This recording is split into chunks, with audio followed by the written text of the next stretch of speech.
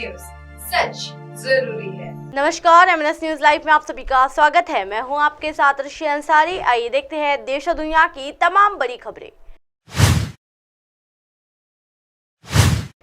राहुल गांधी झूठ की दुकान के मैनेजर शिवराज। जी हां, मध्य प्रदेश के मुख्यमंत्री शिवराज सिंह चौहान ने कांग्रेस नेता राहुल गांधी पर हमला बोला है और कहा है कि वे झूठ की दुकान के मैनेजर हैं। मुख्यमंत्री चौहान ने कहा, राहुल गांधी मध्य प्रदेश में वोट नहीं, झूठे वचन पत्र के लिए माफी मांगे। राहुल गांधी झूठ की दुकान के मैनेजर, कमलनाथ झूठ के सेल्समैन। जी हाँ, उन्होंने आगे कहा, छत्तीसगढ़ और राजस्थान की कांग्रेस सरकार के काले कारनामे राहुल गांधी मध्य प्रदेश में गिना रहे हैं। वे बात मोहब्बत की करते हैं, लेकिन असलियत में वो झूठ की दुकान चला रहे हैं। चौहान ने कांग्रेस पर देश के बांटने का आरोप लगाते हुए कहा, कांग्रेस देश को बांटा है। राहुल गांधी मध्य प्रदेश को बांटने आए थे। राहुल गांधी बताए कि कांग्रेस ने आदिवासी बहनों का हक क्यों छीना, क्यों किसानों की कर्ज माफी न करने के उन्हें डिफाल्टर बनाया, क्यों 4,000 रुपए बेरोजगारी भत्ते का युवाओं से झूठा वादा किया। ज्ञात हो कि राहुल गांधी मंगलवार को शहडोल जिले के ब्यौरे में आए थे और उन्होंने राज्य में कांग्रेस की सरकार बनने पर जातीय जनगणना कराए जाने का भरोसा दिलाया है। बढ़ते हैं अगली खबर की तरफ। सीएम की गंगा यात्रा पर कमलनाथ का तंज, अच्छे नेता बचे होंगे तो करेंगे जीएसटी का विरोध। जी हाँ, कांग्रेस प्रदेश अध्यक्ष कमलनाथ ने मुख्यमंत्री शिवराज सिंह चौहान की गंगा यात्रा का तंज कसा है। उन्होंने ट्वीट किया है कि मुख्यमंत्री जी को ये ज्ञात होना चाहिए कि जिस पूजनीय गंगा मां के किनारे शांति की तलाश में वो कैमरे की टीम के साथ गए, उसे गंगा मां के गंगा जल पर उनके दल की भाजपा सरकार द्वारा जीएसटी लगातार धार्मिक भावनाओं के साथ खिलवाड़ किया गया है। जी हाँ, पीसीसी चीफ ने आगे ट्वीट में लिखा है कि मुझे आशा है कि भाजपा में जो भी कुछ अच्छे नेता की समर्थक बचे हैं वो भी गंगा जल पर जीएसटी लगाने के हमारे इस विरोध का समर्थन करेंगे। भाजपा ने पहले राजनीतिक के व्यवसाय बना दिया, अब गंगा के पवित्र जल को भी व्यापार समझकर उस पर भी टैक्स लगा रही है। गंगा जल पर टैक्स लगाना भाजपा का आत्माधिकता भ्रष्टाचार है। जी हाँ, आज आएंगे वापस। मुख्यमंत्री शिवराज सिंह चौहान उत्तराखंड के ऋषिकेश की यात्रा पर है। वे यहाँ मां गंगा और साधु संतों का आशीर्वाद लेने पहुंचे हैं।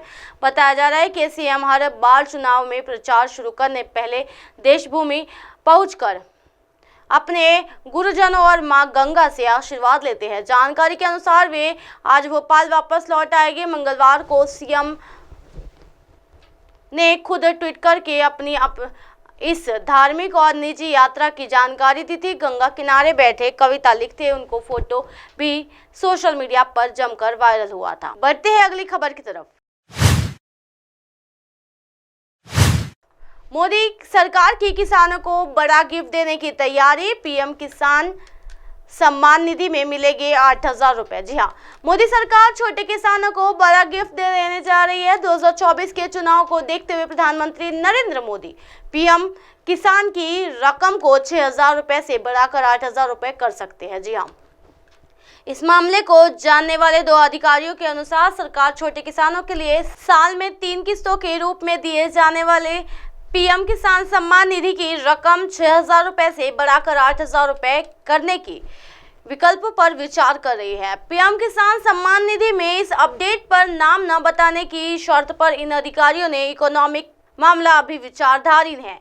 यदि इसे मंजूरी मिल जाती है तो योजना पर सरकार को 2,000 करोड़ रुपए का अतिरिक्त खर्चा आएगा। ये चालू वित्तीय वर्ष में मार्च 2024 तक कार्यक्रम के लिए बजट में 60,000 करोड़ रुपए के अलावा होगा। हालांकि वित्त मंत्रालय के प्रवक्ता नानू भसीन ने इस मामले पर टिप्पणी करने से इनकार कर दिया है।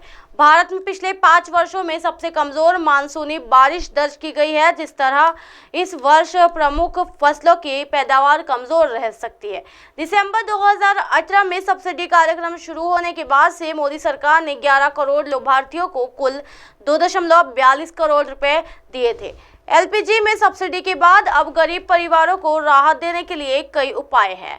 अधिकारी अब डीबीटी कार्यक्रम के तहत अधिकारी किसानों को शामिल करने के लिए नियमों में ढील देने पर चर्चा कर रहे हैं। उन्होंने कहा कि इन प्रस्तावों पर अभी अंतिम निर्णय लिया जाना बाकी है। सरकार गरीब परिवारों को राहत देने के लिए अन्य उपाय भी कर रहा है, जैसे अगले 7 मुफ्त अनाज कार्यक्रम का विस्तार करना और छोटे शहरों आवास के लिए सब्सिडी वाले ऋण पर विचार करना। बता दें कि भारत के 1.4 अरब लोगों में से लगभग 65% लोग गाँव में रहते हैं। मोदी एक लोकप्रिय नेता बने हुए हैं। 55% मतदाता उन्हें अनुकूल मानते हैं। हालांकि बढ़ती असमानता और बेरोजगारी के मुद्दे चुनाव में उनके लिए चुनौती बन सकते हैं। जी हां, सरकार अपनी महंगाई पर काबू करने के उपायों जैसे कुछ चावल निर्यात पर प्रतिबंध, ग्रामीण आय पर अंकुश लगाने के बाद किसानों की आय बढ़ाने की कोशिश कर रही है। इसी तरह की दिन भर की तमाम बड़ी खबरों से फिर कराओगे आपका रूबरू। तब तक देखते रहिए एमएनएस न्यूज नेटवर्क। मेरे साथ यानी अर्शी अंसारी के साथ नमस्कार।